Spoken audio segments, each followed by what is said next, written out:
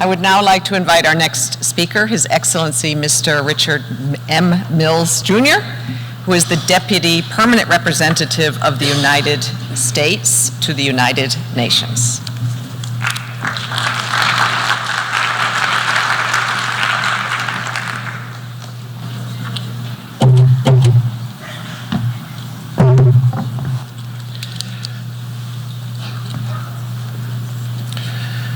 Thank you, Undersecretary General. Thank you, Ms. Fleming, for bringing us together today.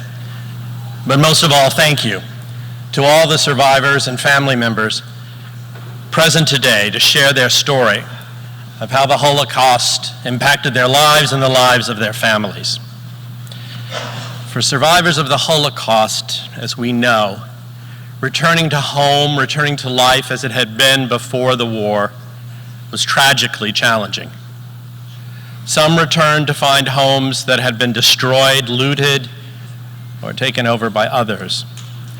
Others returned with the unease of knowing that many of their neighbors and friends had colluded with the Nazis or were silent as they witnessed the genocide. For many, finding a home, much less belonging, was not easy.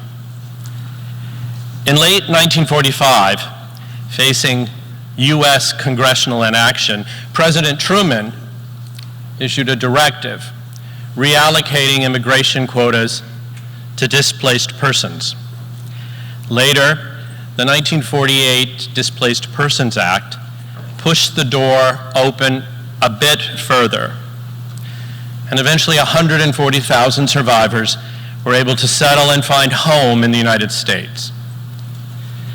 But the United States was not always so welcoming. In May 1939, Hans Fischer, a 94-year-old survivor who now lives in the United States, fled persecution on the MS St. Louis. That ship, famously known, carried 937 German Jews seeking refuge, but it was turned away from Cuba and from my country, the United States. Mr. Fischer recalls the experience of reaching Cuba, where his father waited for him. His father and other family members rowed out in little boats to shout to their loved ones, while Hans waited for days in expectation of disembarking. It is beyond my conceiving how demoralizing it must have been for 11-year-old Hans to see Cuba and his father receding in the distance after negotiations to accept these refugees broke down. After the United States also refused to let passengers disembark in Florida, the ship returned to Europe, where many of the passengers lost their lives in the Holocaust. Hans Fischer and his family were blessed and fortunate. They eventually did reunite in Cuba and settle in the United States. In the United States, during the war, officials at the Department of State that I serve today prevented the entry of many fleeing persecution into this country, the United States. As the Nazis began to systematically round up and execute Jews, the State Department, which oversaw immigration and refugee policy, made it harder and harder for Jews to be granted refuge in the United States. The department did this by establishing onerous security checks, supposedly necessary to prevent enemy spies from infiltrating the United States.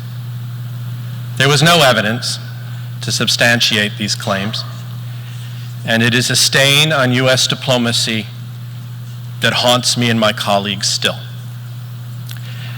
Today, many American descendants of Holocaust survivors, inspired by their family's struggle and courage, dedicate themselves to public service, fighting to advance human rights globally. Our Secretary of State and our ambassador to the Human Rights Council in Geneva both have relatives who were Holocaust survivors. Today, as the speakers before me have said, Holocaust denial and distortion are on the rise, along with antisemitism, xenophobia, and nationalistic rhetoric. History shows, as hatred directed at Jews rises, violence and attacks on the foundations of democracy are not far behind. Unfortunately, the impact of these lives is magnified, as we have heard from others, via the internet and via social media. This is why our commitments under the 2009 Terrorism Declaration on Holocaust-era assets and related issues to promote Holocaust education, remembrance, and research are so important. The Biden-Harris administration is committed to securing a measure of justice for Holocaust survivors in the United States and around the world, and honoring the 6 million Jews, as well as the Roma, the Sinti, the Slavs, the persons with disabilities, the LGBTQI plus individuals, and others persecuted and murdered by the Nazis and their collaborators. We must confront rising anti-Semitism and stand united against tyranny, against lies, against hatred, and all their forms. We must ensure that current and future generations learn the history and lessons of and from the Holocaust. It is vital that we confront this problem at this moment. 2021 was the highest year on record for documented reports of harassment, vandalism, and violence directed at Jews. In New York City, where this is taking place, anti-Semitic hate crimes were up 125% in November of 2022. Every day, we have a moral obligation to honor the victims, to learn from the survivors, and carry forth the lessons of last century's most heinous crime. From the December attack against 2 men with a BB gun in New York, to online anti-Semitic rants by celebrities, to dozens of swastikas painted in schools across this country, we are continually and painfully reminded that hate doesn't go away, it only hides.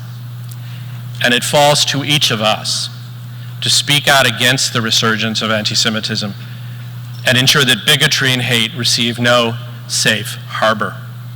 At home and around the world, we must create a sense of belonging so that everyone feels safe at home. Thank you.